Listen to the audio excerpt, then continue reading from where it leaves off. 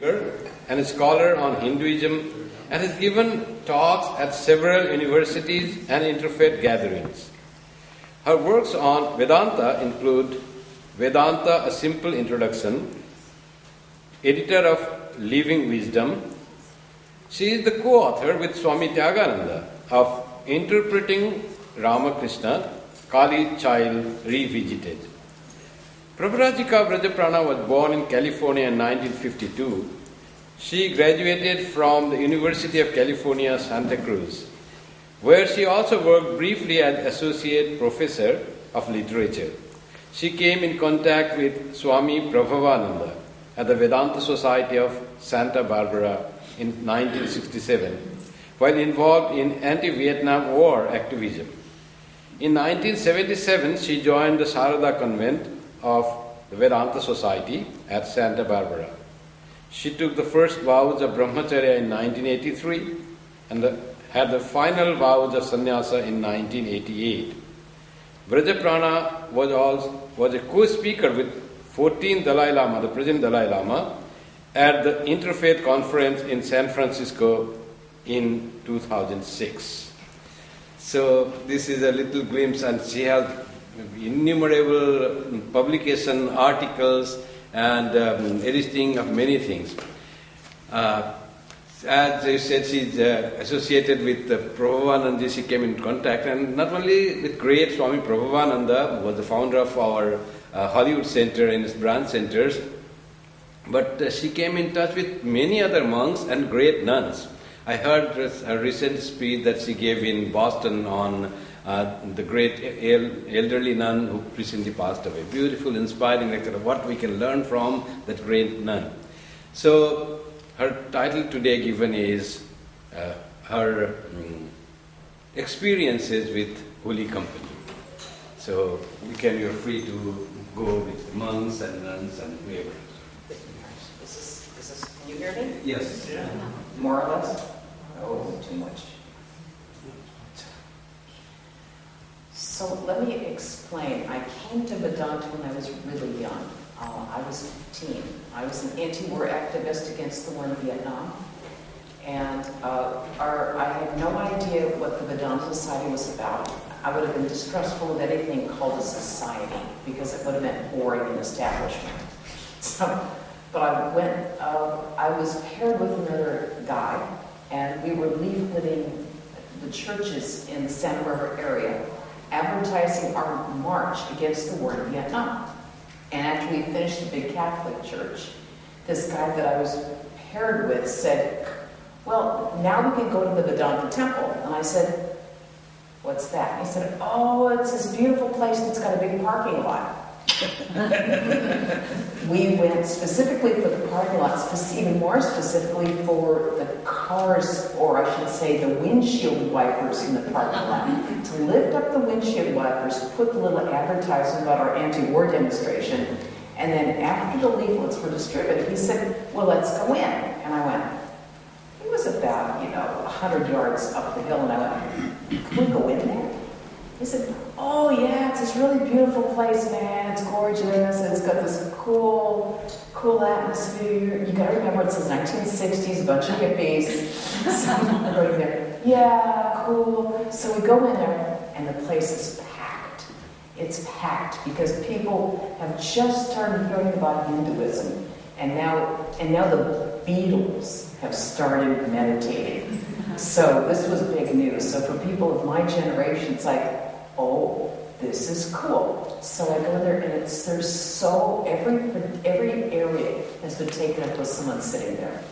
So I got in there late, and I had to sit on the step risers to listen to what the speaker was saying. And as luck would have it, there were two Swamis that day. The one who was actually speaking was Swami Pavitrananda from New York.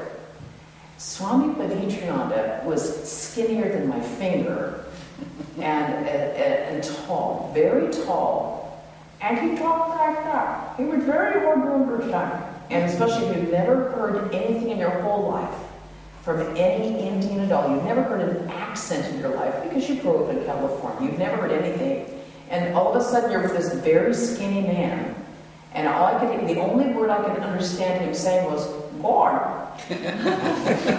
Gone.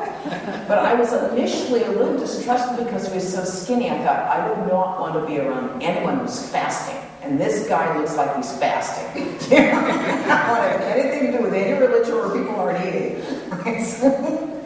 But then he was very sweet. He was very sweet. And so after he finished, the little Swami next to him, who wasn't skinny, he was short and kind of round. Just pleasingly round. And he thanked him, and then they both went out front of the temple and shook everybody's hands. And Swami Vivekananda was very erect and very austere by nature. If you would try to give him give him a little piece of sundae, she would say, cut him in half. And if you give him, so you try to give him a bigger piece. So and if you gave him a serving of food, he would say, give me half. So he was quite austere, very sweet-natured. So he kind of extended his hand, and I shook my hand, and I felt like, I almost felt like I was going to break it. He was so ethereal. And then I went next to Swami, who I discovered later, Swami Prabhapada, who was the founder of Vedanta Society in Southern California. And he just sort of enclosed my hand with his, and he looked at me and he smiled. And I burst into tears. Now, for a young lady who was thinking of bombing the Pentagon, stop the war machine, you got to do something to stop, it was mortifying, because I didn't know why I was crying. All I know is that I'd never encountered anyone who could actually transmit holiness, who could actually transmit love and purity and holiness with a smile on his face. And I had never experienced any. I'd been to all sorts of different churches, and they left me fairly disappointed. My parents had come from two very different Christian sects, and each of them were extremely intolerant. And then they decided to do it like everybody else and become Episcopalian, and I was bored to death, and I refused to go to that church again, and I got into a big fight with my mother because I refused to go. So then we became Unitarians, and then it was all about going to peace marches, and I thought, I can do this at school, I don't need to do this at a church. So I was quite disappointed. And then I'd been to Catholic churches, I'd been to synagogues. Nothing really sat right with me until I met this man. And I thought, wow, what does he have? What does he have that I don't know about? Because I've been screaming about peace. We need peace. We're going to kill you if we don't get peace. And this man was just exuding peace and love. I mean, he was whatever hippie was talking about, without him saying a word about it. He just smiled. And so I just started crying copiously. And I just sort of sputtered out, oh, you're so beautiful. And he thought that was funny. He laughed. And I kind of went on my way. And I couldn't get the place out of my mind. And so I kept thinking, how can I come back? How can I come back there? And as it was, I had to fly back to Chicago because I was part of the anti-war thing in 1967. And Mayor Daley was there, and the police were there, and all sorts of political things were going on. And I thought, before I go on this flight, I should see what my parents have in their. I need to bring a book with me to read on the plane. Let's see what they had in their library. I was looking for a nice and juicy novel. Wouldn't you know, my parents' library was Vedanta for the Western World. Wow. The early great texts on Vedanta, and I thought, wow. So on the way over, I just started reading everything about Vedanta I could find. Everything I could find. And it was so wonderful. So then I came back, and all my anti-war activities I just couldn't get back into them. So I kept coming back I have to ask people to drive me because I was too young to drive, and it was quite far out of town. So I asked if I could have an appointment with Swami Prabhapada, and he gave me initial instructions, and he told me a little bit about beginning meditation. I said, but Swami, what about the world? There's no peace. And he just smiled and he said, you have to have peace within first. And I was like, duh. How can you scream and yell at people and just try to shake them and to try to browbeat them into being peaceful? a person who's peaceful inside themselves, they make the whole world peaceful just by their very presence. So then I realized the world didn't need me. I needed me in order to make myself peaceful. And so I just began having instructions. And I started hanging out at the convent with the nuns. And so then I began hearing about initiation. And I thought, what would happen if I died and I wasn't initiated? Then I would never get moksha. I was like, oh my God, I've got to get initiated. But I knew that Swami Prabhupada could be really tough about initiating.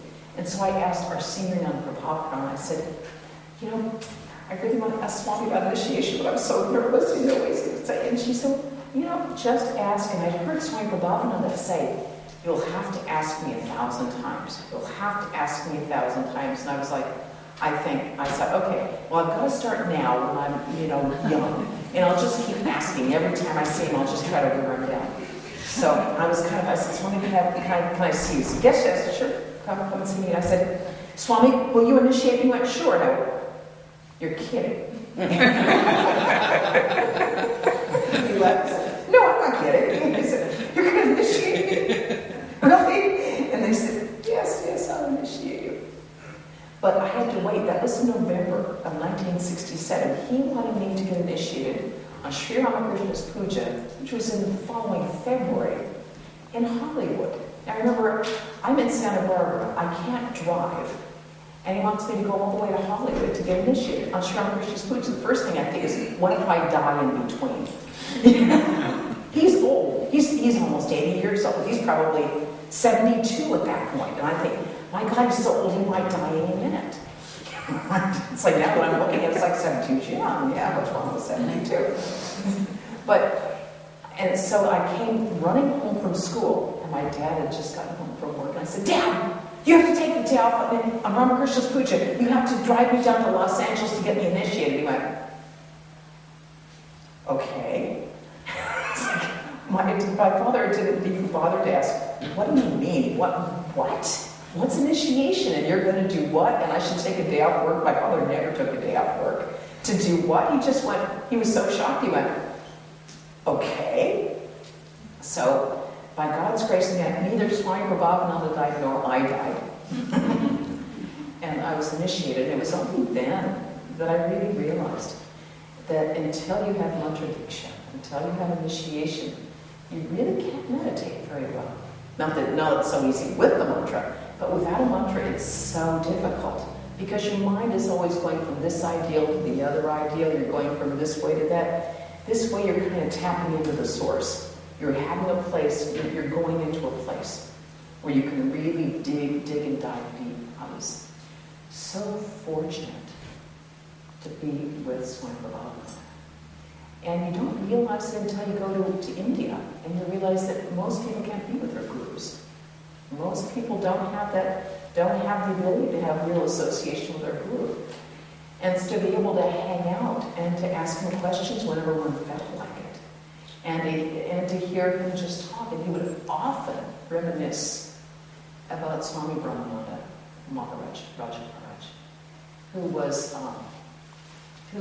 was the greatest love of his life. Swami Nirvanananda, Suchi Maharaj, the vice president, one of the great saints of our order, he said, it is Abadi Maharaj, my guru, Swami Prabhupada, who has excelled more than anyone else in Guru Bhakti.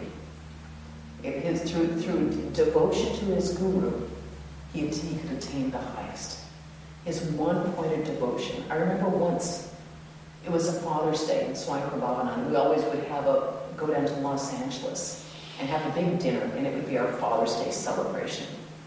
And I remember once he was standing outside, and he was standing on his balcony to go back in his bedroom.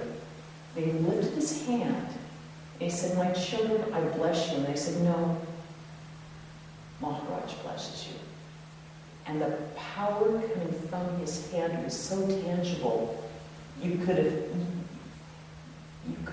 done anything with it. It was so there. No, Maharaj blesses you. And it felt like being bathed in cool rays of the moon or something.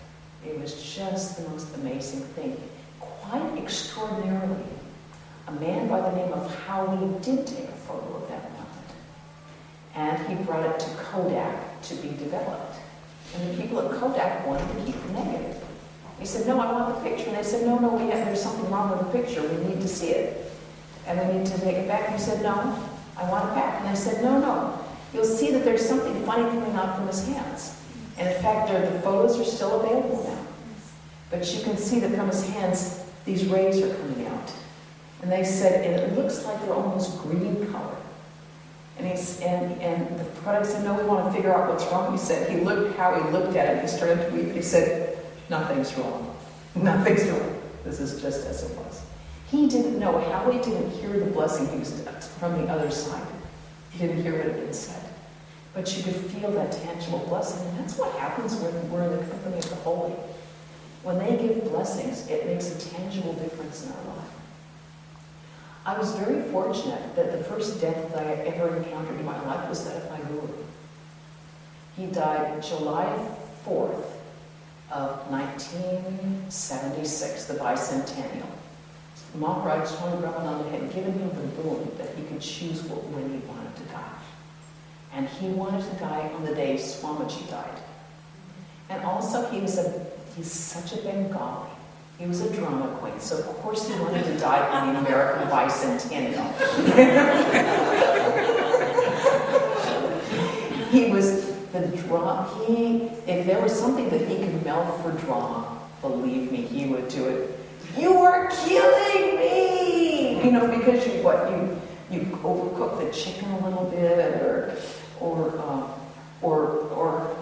where were you? I was meditating. Oh, I was so worried about you. You hear the violins in the background. Such a Bengali. But it was wonderful because just before he died, he had been quite ill and he was in his bed and he kept saying, what time is it? What time is it? What time is it? And then after midnight, and then when he said it was after midnight, he said his voice was very faint. It was hard to hear. It was Swami Chaitanya was there at the time. He said either Maharaj Ashpo or Maharaj Ashpan. Something that Maharaj will come or Maharaj is here. Something like that. He died at 12:04 on July 4th. And the atmosphere in that room was electric and joyful, with people weeping all over the place.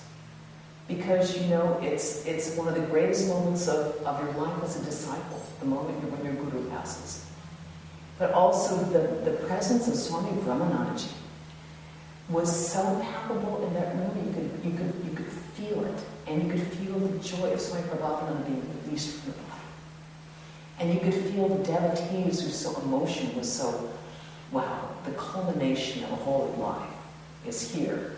But now, how are we going to, how does one live without one's teacher? Where do you go next? I was very young at that point. I was thinking, and I just joined the convent the following year. So I was quite fortunate that one of our nuns had joined, she had not been able to be initiated. And so all the sadhus who came for Swami Prabhavananda's memorial, and she listened to all the sadhus, and there was one in particular she was greatly attracted to. And I felt the same attraction to him also, as did we all, Swami Asheshanandaji, Holy Mother's great disciple who was in Portland. He was a man of the sweetest, sweetest love. And when he scolded, you felt like you were in a rock tumbler and you could never get out. He could clean your karmic clock in a minute. He was an amazing soul. He said, I asked him once, I said, Swami, would you ever want to come back and be reborn? He said, only if I could serve Swami Sarananda again. Because he was Swami Sarananda's private secretary. And he said, if Swami Sarananda ever came back, I would want to be with Swami Sarananda. And he said, Swami Sarananda never scolded me. He never said a harsh word to me. We're all going, Yeah, well, what about us? Because he pretty much made up for lost time. He had been first the assistant to Swami Nikhilananda, the great translator of the gospel, another disciple of Holy Mother. Swami Nikhilananda was much senior to Swami Sheshananda. So Swami Sheshananda went there as his assistant. And Swami Sheshananda said, Swami Sardananda never scolded me. He was so sweet to me. But when I went to Swami Nikhilananda, he made up for it. He scolded him and scolded him and scolded him and scolded him. So finally he came to Southern California to be his assistant in Southern California. And then when we needed a Swami up in Portland, he'd gone to Portland to be our assistant there. He was absolutely unique. Swami Sheshananda's puja was very personalized. You always knew that the people that he was worshiping, that he had a very personal relationship with them. He would come in, and until he was in his 90s, he would carry the tray of all the food offerings himself. And he would carry like this big glasses of water, all the prasad, which he cut himself, always with a dull knife. Because he wasn't going to have anyone buy him a knife because it was a waste of money, and Holy Mother said, don't waste. So you would be in the room and hear this thump, thump, while he's trying to cut these apples with a completely dull knife. This could go on for a very long time. And he would ask everybody about what kind of prasad they would have. What kind of prasad? Do you take fruit? Kandi? Kandi? Do you take kandi? Yes, kandi, kandi. Cookie? You take it. No, you're too fat. You do not eat cookie. And all this is in front of like 100 people. It's like, no, you cannot have it. And then he would individually, all this prasad, he knew exactly what everybody was going to eat. And he put it on the tray, Shri Krishna Holy Mother. And then he would carry this heavy tray, man, 90 years old, and he had done that for 40, 50 years without change. He hated leaving the center. He said he had said when he had come to the West, he had decided, he said, I've thrown my lot with the West. He would never once go back to India. He said the only time he was tempted was when Swami Kailashananda, the great disciple of Mahapurush Maharaj, was there, and he was in Madras, and he was close to death. He said, I felt tempted, but then he died, so I didn't go. So Swami Sheshananda never returned, and in a sense it was good because he took the best of India with him.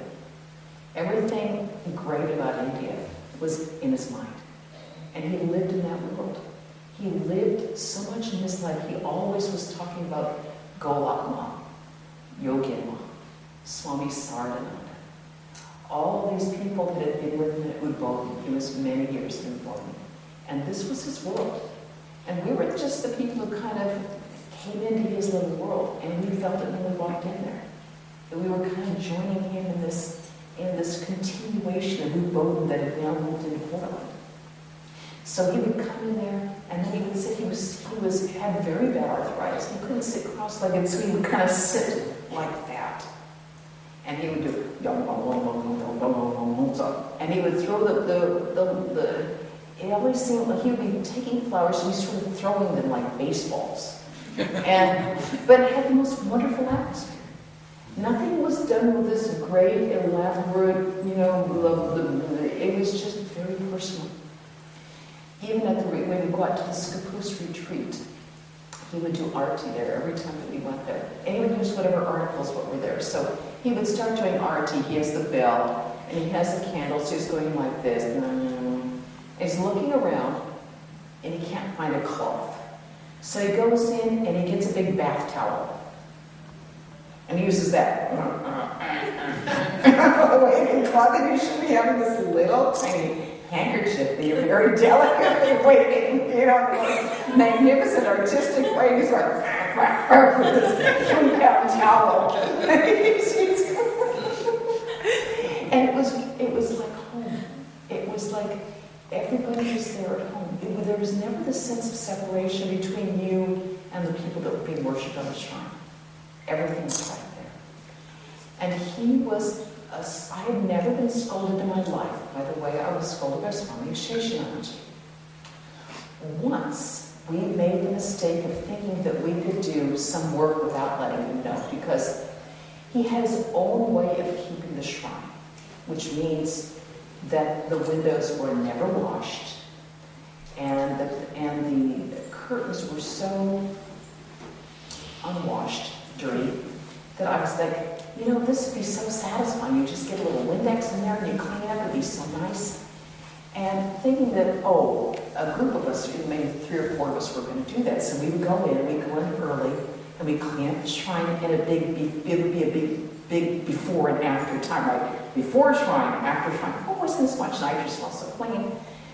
Well, one of the brahmacharis there saw us working and went into Swami Sheshananji. Swami, I can't go in there now. I can't set up the puja because the women are in there. He wouldn't come up and say to us, get out of there so I can set up the puja. No, he went to Swami Sheshananji. So Swami Sheshananji said, came down, boom, boom, boom, down the stairs.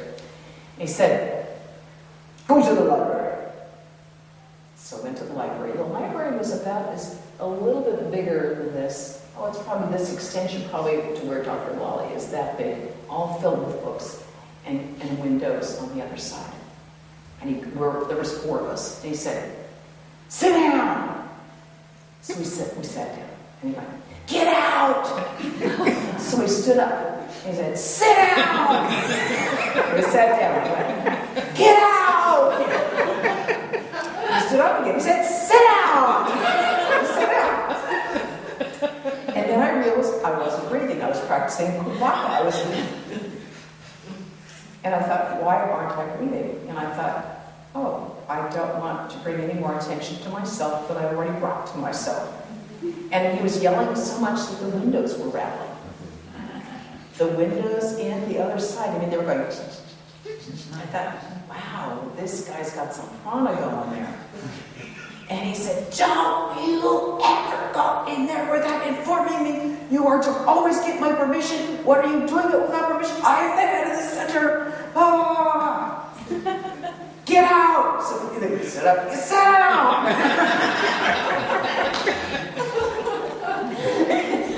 And so, as punishment, we were not allowed to go sightseeing for 2 weeks. And we were like, yes.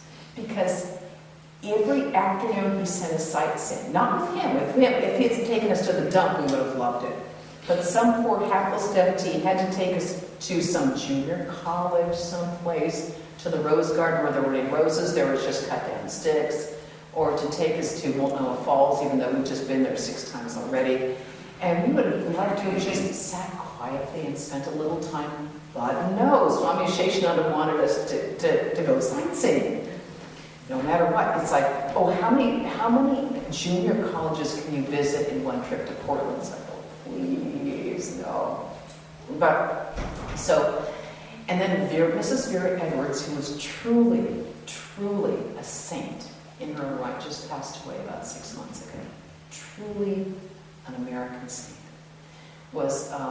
She was forbidden to go to the center for 2 weeks because he said, you are responsible for these guests. And you should have told them, you should know Mrs. Edwards. He never, in all the years, he'd known her for 50 years, she was always Mrs. Vera Edwards. Never Vera. If she was really mad, it'd be Mrs. Edwards. But it was usually, Mrs. Vera Edwards, it was your responsibility.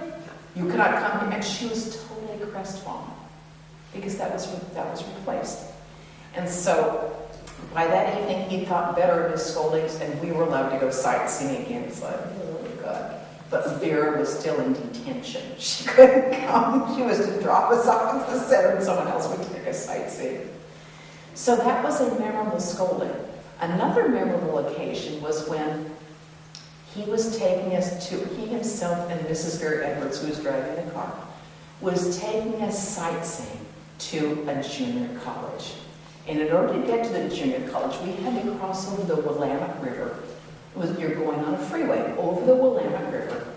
And the freeway goes into 2 different portions. You can either go this way, either to, I guess that was the west, or to the east. So we were going over And Swami Sheshananda has his back turned because he's to Vera, because he's talking to us here. He's telling us, talking to us about Swami Sarananda or Yogi Mara and stuff. And so he turns around and looks and goes, "Stop the car." We're on a freeway. We're going 65 miles an hour. And he says, "You have taken the wrong turn. Stop the car." And Vrajaprana, who was very mild and sweet-natured, goes, "No, you can't stop the car right in the middle of the freeway." and Vera Edwards says, "Okay, Swami." He said, "Stop the car," and Vrajaprana just goes into catatonia. She's like, and I'm getting ready for my next whiplash, because I already had a whiplash, I've had a bad car accident. I'm just going down there and getting ready. Because I know it's coming. So I'm getting my neck prepared, I'm getting my legs ready, and I can already hear the sound of the accident, because I've already been in one, I know what it sounds like. Just getting ready, breathe, try to relax. And then he says, "Back up." And David goes, "You can't back up on the freeway." and sure enough, the cars are jetting by 65 miles. And she's backing up on the freeway.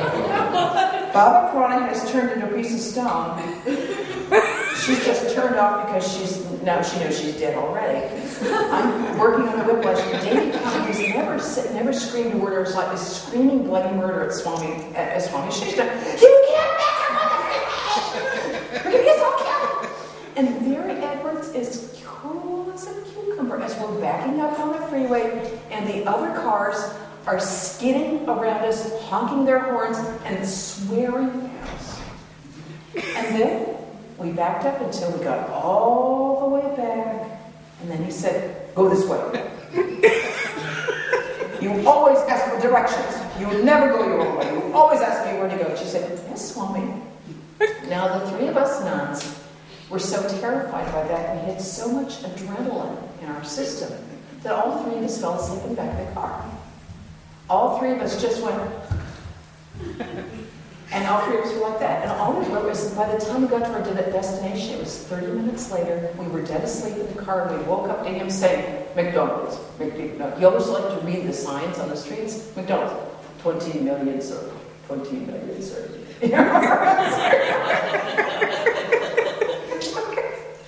Another memorable Sheshanandaji moment was when he could read your mind in a flash. He always knew what you were thinking, and he always had a sense of when you were giving a talk, you had to give him your complete attention. I remember often he'd be giving a class, and the class is supposed to be at 8. At 8 o'clock, you could still hear him upstairs walking back and forth across the room. You were lucky if he got there at 8:30, 8:45. And when he would get there, he'd have his chutter going. He'd always have the continual thing of his chutter. Sometimes he'd get his head locked in the chutter and he couldn't get it off. And then he would look at people, and if they weren't looking at him, he said, "I have not come here to talk to the wall." And then you were like alert like this. He said, "What? You are to be looking at me? You are to give me your full attention? I am a guest in your country. You are to give me your full attention." And so everyone's like, once Colleen, who was a resident of Holy Mother's house, was playing the piano. And she played the piano both before and after the lectures. So it was the end of the lecture. She was about to start the piano. He looked at her and he said, "Don't think that." Now, what do you do when your own guru tells you not to think something? And there you are with a whole lecture full of people. It's like, okay. And then there was Mr. Bush. Mr. Bush was one of the founders of the Vedanta Society. They're a great, great soul. Really another saint. He came from an extremely wealthy family, one of the founders of the whole state. And he gave up everything to be there with Swami Sheshananda. He was a blue blood, trained in all the finest prep schools in the countries. And he liked to ride his bike around town. So he had gone and biked in the afternoon to go pick up a few groceries for the center. So when he came back, He came up, he walked on his bike, he took up something upstairs. We were downstairs with him, and Mr. Bush was walking up the stairs, and he went, "Mr. Bush! Mr. Stuart Bush!" He looked down and went, "Yes, Swami?" We are here to practice complete brahmacharya. Complete brahmacharya. And he went, "Yeah, Swami, I think that's what we're doing here." And he went, "Good." Now, can you imagine getting off your bike and hearing that one? The other one was when this man came into the lecture on a Sunday. And he came in and sat in the back, and Swami Asheshananda blew up at him. "You are very rude. You have come in late to the lecture. I am a guest in your country. It is very rude of you to come in late. You should not be doing that. You sit there and you be quiet." And then says, just sat there. And at the end of the lecture, he came up to Swami Asheshananda and said, "Sir, will you sign this, please?" He was the UPS man.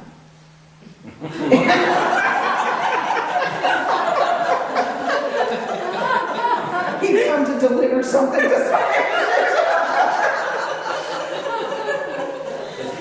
And I would love to know what he told his supervisor when he got back there. He was a remarkable man, and he took everything and everyone under his wing. There was a cat who had started coming there. It was a black cat, and when Mount St. Helens went off, the black cat would go rubbing itself in the ashes, and it would be kind of stiff from all the ashes from Mount St. Helens. It was quite amazing when it went off, because all of a sudden everything was covered with ashes. It became very quiet. And he loved that cat. And he would say, I have nothing. I have nothing. I stand alone. I have nothing but the plants." He loved the plants. He would water the plants and the kiti. The plants and the kiti. And the cat was named, he did name the cat, and the cat was, predictably, Holy Mother's cat. So we started calling the cat HM. Oh, no. The cat is not to be abbreviated. The cat is Holy Mother's cat. We were to call the cat Holy Mother's cat. He would not allow the cat to be altered, because everyone had to practice brahmacharya willingly. So the cat was not altered, and the cat had to wear bells around its neck, and no classes or lectures could begin until the cat was found. So monks were often sent out to look for the cat. The cat didn't particularly want to be found, because the cat had no interest in practicing complete brahmacharya. Even though the bells were not a great, come on, the girl cats. So this was a great source of pain due to some of the male residents there who wanted to get rid of the cat. And once I was on the verge of killing a man by the name of Stanley, who told me that he had kicked the cat because he was so mad at the cat, and I stood up and said, "Well, I guess that makes you a real man, doesn't it?" And Swami Sheshananda looked at me and looked at him and said, "That's all right, that's all right, that's all right, sit down," because I was ready to do violence to little Stan. So he was a remarkable man. When the cat died, it's the only time anyone ever saw Swami Sheshananda cry. The only time he ever shed tears. He brought the cat in a little shoebox into the shrine to have Holy Mother bless the kitty. Now, how's that for a great incarnation? It was some Mahapurush that just had a little bit more karma to do, and to be blessed by such a holy man to put at the shrine. It's the wonderful thing about great saints like that is that they're normal people. They're very, very normal people. They have their likes and their dislikes, and they just deified everything that made them a human being. And they've just expanded their personality to include everything else. Swami Shraddhananda, with whom I was close, was a very different sort of person. He was sort of quiet. He liked to, he was a great scholar. He was a poet. He was a singer, and he was a dancer.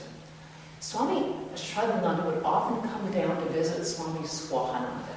And even before that Swayaprabhavananda, they used to have matching pinstripe seersucker suits that were really cute. And they would wear them in the sun. And Swami Shravananda would come down, and they were always, the different Swamis who had, see, we didn't close in the summer. Often Vedanta societies will close, but we never closed. So other sadhus would come down and join their brother monks to have sadhu sangha and have time together and talk about the old days. So Swami Shravananda would come down, and he was always so much fun. And he would laugh, and he would joke with us, and he would sing. And we loved to cook for him because he himself was a splendid cook. He had a very good palate. He knew about cooking. And he would tell things that he would like to have cooked. He was very fond of puris, luchis and puris. And sometimes he'd like to have lamb curry, you know. And we would make it for him especially. And the other thing they loved especially was padishapta. Padishapta, he'd go, padishapta!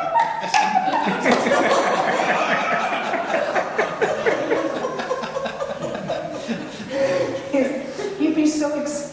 And so when I went to India, the sadhu pulled me aside. And he said, do you know Swami Shravananda? I said, oh, yes, I know. Yes, he's very dear to us. He comes down often. He's so sweet. He likes to sing. He likes puris. And he said, he looked at me like, you idiot. And he said, no, Japa Siddhi. He's perfected through the mantra. In other words, you complete idiot. Do you know what you're missing? You think he's just a fun and games guy? This guy's the real deal. He was known throughout the order as one who was perfected through the mantra. So then I thought, you know, the irony is I lived in Sacramento. I lived in Sacramento for 5 years.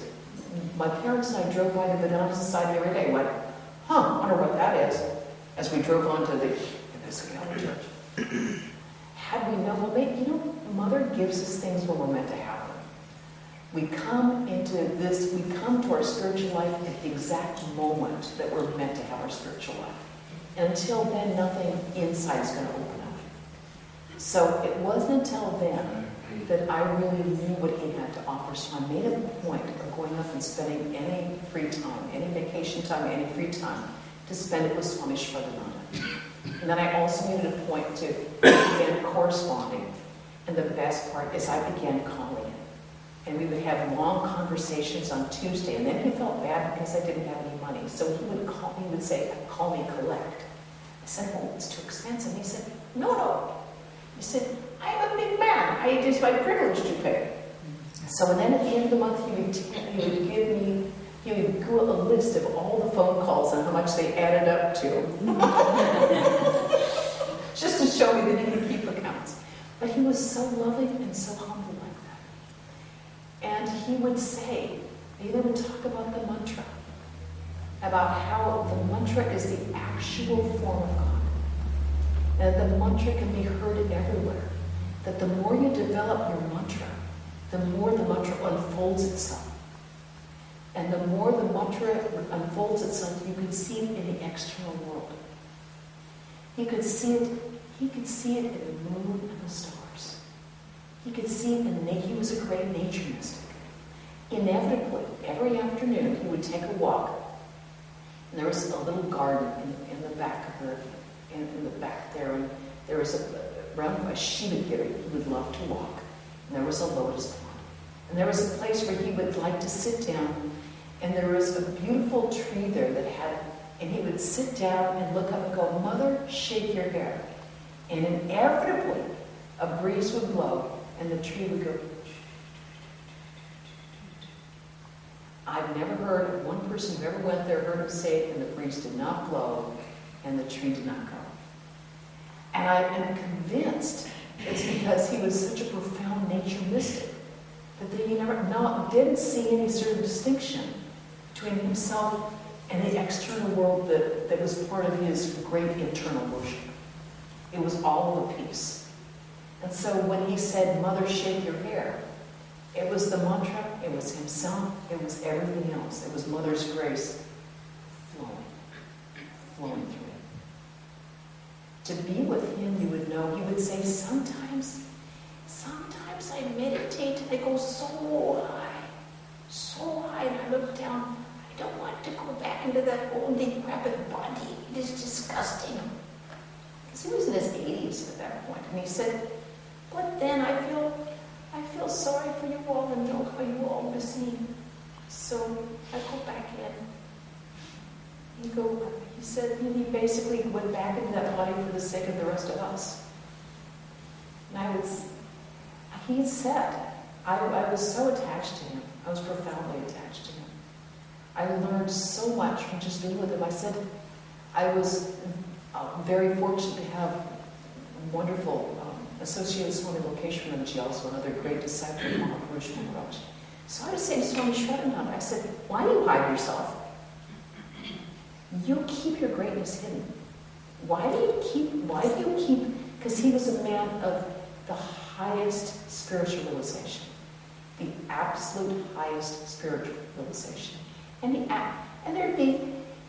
his Wednesday night classes were, his Upanishad classes where his mind would soar. Just a handful of people. Sunday lectures, very few people came. I said, why do you hide yourself? He said, I am not a big Swami like Swami Lokeshwarananda. I'm not a big Swami. I'm a little Swami. I said, what a big Swami? Why are you hiding? And he said, I do not want a busy life. We like to quiet life. Interestingly, we all tend to think, and all of us, many people too, thought, I have to go to India to develop my spiritual life. How many, hippies in their great search, I'm going to go to India and get a mantra. Swami Shravananda told me, my spiritual life didn't develop until I came to Northern California. He said, when I was in Olima, when I was spending so much time in Olima, it was there that my spiritual life really developed. There he worked on the trucks, he washed the dishes, and he had time to actually do his job and really do some deep interior work. It was sort of like in India, the seeds have been planted. He had so much association with Mahapurush Maharaj's guru, so much association with Swami Virajananda. He was Swami Virajananda's private secretary. And he said, by the way, now people walk around and go, I'm a trustee. He said,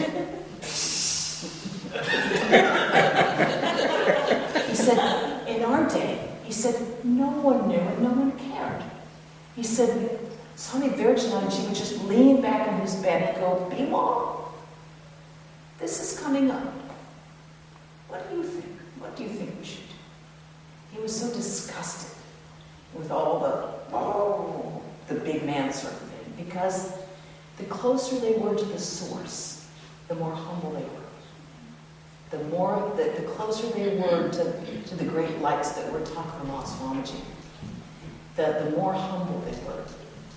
Because they knew there was just this tiny bit of membrane between them and this great divine light.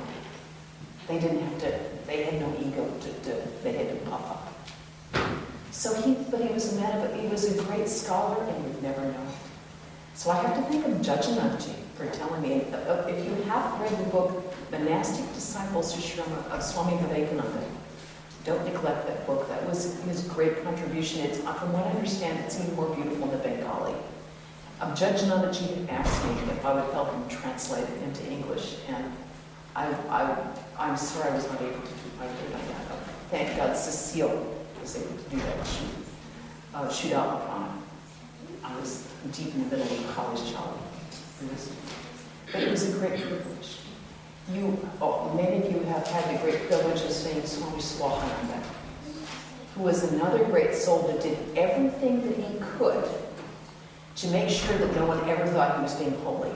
Because if there's one thing Swami Swahananda absolutely detested, it was people who had religion on their sleeve, who were trying to be pious. He would go out of his way to say, I just like to watch Perry Mason.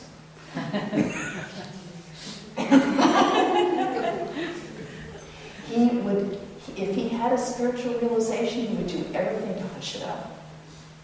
If he had a great moment, he would never let you think about it. And if he accidentally let something go and you wait a minute, what did you say? He would do anything he could to change the subject. I did hear something, though, from his attendant. He told something to Swami Mahayogananda, which I was privileged to hear. And Swami Swaminanda, when he was quite ill, had told him, because Swami Mahayogananda was a wonderful attendant, and asked him. And he asked him, because he had so much, Swaminanda himself had so much great association with Pramesh Maharaj, one of the great sadhus of our order in Gopish Maharaj. Pramesh Maharaj, he said, he'd asked, Swami Swaminanda had asked Pramesh Maharaj about the highest realization of Nirvikalpa, about that non-dual realization. Swami Swaminanda asked him a very sincere question about that. And he said, and Swami Swaminanda said, he transmitted that realization to me. He said, I do not know how long I was in that state. It might not have been for long. He said, but the memory of that state has never left me. And you could see that in him. He loved to go out to the ocean, the Pacific Ocean, and he would just stand out in this section where you could just look over the expanse. And you could just feel his mind rising and just say, and just this wave of peace would be over in his room when he was dying. You know, all the tubes and everything, and the whole room was just bathed in peace. It was bathed in peace and joy. He also was the master of the 1 second answer. He hated anyone carrying on. He was a very impatient man. So this one woman, a couple had been initiated together, and he'd given them the Ramakrishna mantra. And very devoted to him, fairly new into the Dhamma, didn't know all that much about him, but he was one person, he was very compassionate, and so he would be very generous about giving initiation. So he initiated them both. And the wife, about 6 months later, began having real second thoughts. She'd been raised as a very strict Christian, and had been practicing Christianity, and began to feel that she was doing something wrong. Was it wrong for her to do that because she was she no longer a Christian? Was something terrible that had happened to her? She felt like she was betraying her deeper self. She was just torn up. So, and she was kind of a nervous woman anyway, so she went in to see Swami Swaminanda. And she kind of broke down and cried and poured her heart out to him. And she said, Jesus, I'm a Christian. And he was just listening. And he went, Jesus, Ramakrishna, same. That's what I said. And she went, oh, yeah, right, thank you. Problem solved. Because what he had done was not just the 3 words, but the fact that he'd sort of taken in all of her worry and anxiety and stress and sort of bathed her with everything else. And she was just like released from it. She was completely released. And I can't let the moment go without saying something about one of the great saints of our order that perhaps some of you have seen and probably some of you haven't, and that would be Gopish Maharaj, who was our Swami in Vrindavan. And I have to tell you that when I went to Vrindavan, I was in no mood to go to Vrindavan at all. In fact, I was practically digging my heels in at Belarmont. I didn't want to go anywhere else but Belarmont. And the last thing I wanted to do was to go to a filthy, dirty little town with all this Krishna Krishna nonsense. You know, I kept thinking of the Hare Krishnas and stuff like that. And there was only 2 places in India that I wanted to go to: Belarmont, and of course Jairabati, Kamarpur, of course, but I thought Mayavati.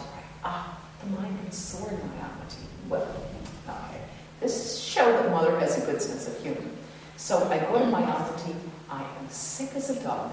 I have hepatitis.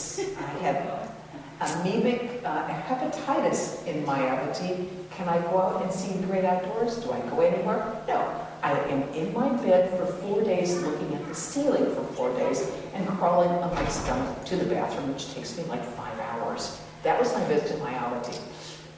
In Vrindavan, I was fighting tooth and nail. First of all, the water and beautiful Vrindavan is about the color of the wood there. That's after it's been through a filter. It is a color of the podium. That's post-filter. It's very salty. It's very dusty. It's overrun by monkeys, and monkey poop is everywhere. And it's hot. And I've left a bunch of saints and the Ganga at Vermont. So the last thing I want to do is go to this place where all these Hare Krishnas are going to be. In this filthy, dirty place where you can't even drink the water. The water tastes horrible. So I'm like, get me out of this place. Why do we have to be here? I was telling Vrajaprana, who was kind enough to be our guide there. She was 30 years senior to us. She joined in 1943. She said, and she said, no, we have to go to Vrindavan. This is one of the great holy places. I hate this place. It's horrible. And it's so hot. I mean, it's so hot there. So we're there, and it's dusty, hot, and dry. And so we're going this way down towards the temple. And it's so hot, and I'm so irritable that I'm thinking, God, something is wrong with my eyes, because I saw this guy being wheeled around with a wheelchair. And so I'm rubbing my eyes and thinking, this place is so bad that even my eyes are getting dust in it. Because I saw this guy being wheeled around in a wheelchair, and I saw this light coming out from him. So I thought, God, now my whole body's breaking down in this bottom place. And then I realized it wasn't my eyes, because the closer and closer I got to this man, I realized it was an old sadhu. It was Gopesh Maharaj, the great Swami Sardeshananda, who was a disciple of Holy Mother, who had spent his years begging. He'd done bhiksha. Another great sadhu, great scholar, actually. And he had lived on bhiksha finally when I think he was in his 70s or 80s. They said, come, brother, now take bhiksha inside the ashram. And because he had always had a particular fondness for Vrindavan.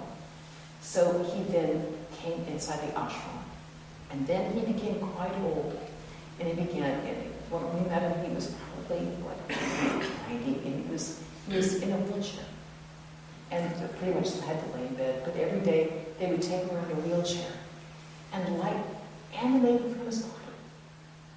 I had never seen anything like it. It's like, when you have a candle and there's just glue from over the candle. That's what his skin was like.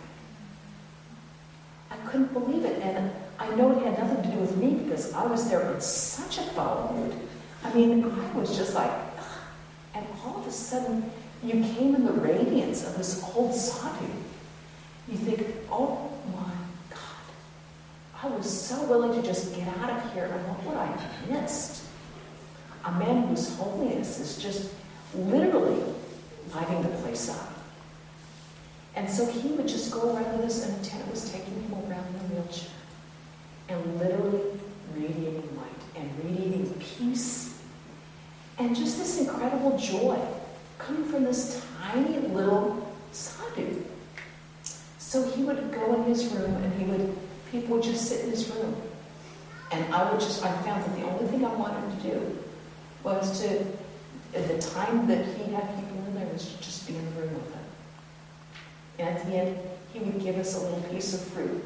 And he gave me an apple, and he said something like, be happy. And I was like, oh my God, he told me to be happy. Because I never felt like I had such a tangible blessing. It was amazing. And then I fell in love with Vrindavan. There I was in the Ninagon, practically skipping around like a little girl, because the atmosphere in that place was so palpable. Swami Prabhavananda, my guru there, said that when he came into the precincts of Vrindavan, the mantra would start automatically. Even when he was asleep. It would just go automatically.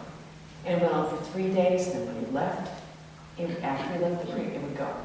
It was just, that was the intense atmosphere of that place. As filthy as the Jamuna River is, as horrible as the dirt and the dust and the monkeys and everything else, the powerful spirituality of that place, which draws these incredible saints of our order, like Gopesh Maharaj. That was one of the greatest blessings of my life. So it just goes to show that we don't have our own ideas about what will be good for my spiritual life. Mother knows best. Mother always knows best. Mother will always put us in a position where we are going to get our best spiritual life. And that might be in a fairly painful place to be.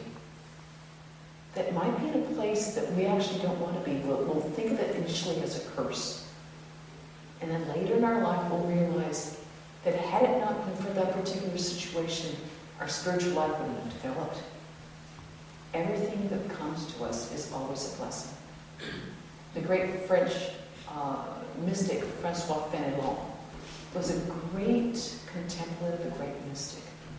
And he was forced to be the tutor of the son of Louis XIV, the great Sun King. And the son was a monster of wrath. He was continually threatening to have Fenelon's head cut off, and he meant it with great seriousness. And Fenelon said that the Lord always puts us in that position where our spiritual life can grow. And he felt that being in that position where he was so deeply uncomfortable, in a place where he had no one to call his own, his brother monks were not there. He had no one in that place where everything was for pomp and splendor. He had no place there that he felt comfortable. And there he realized he had nothing in his life to call but God, but Jesus. And often we're put into a place where we think, this is the last place I want to be. But often it's just the place where we have to be. And often our pilgrimages will lead us there. Pilgrimages can be both self-appointed and mother-appointed. Sometimes the mother-appointed ones don't start out as we wish them to be. But they take us to pilgrimage points in our life where the Lord will develop our life in the best way possible. And sometimes that means breaking down our ego, breaking down things in our life which we don't want to let go of. But often our spiritual life won't develop until we do let them go. And when we let them go, then Mother can take over. So thank you for this opportunity to speak about the people who have given me so much joy. I hope you all can spend some time with the wonderful treasure that you have here. It's wonderful to be in the presence of a sadhu. It's wonderful to be in the presence of each other. Wonderful to be just being with each other. There's not many of us here in the Ramakrishna mission in this country. So we have to remember to seek each other out, spend time in each other's company, because that we reinforce each other's faith and belief. Because often the world just by its very nature will drag our mind out. But by spending time with each other, we reinforce each other's values. And we share something that no one else shares. That's very precious. So again, thank you for that opportunity. I'd like to request Dr. Lala to say a few words. How did you feel? Just a few words.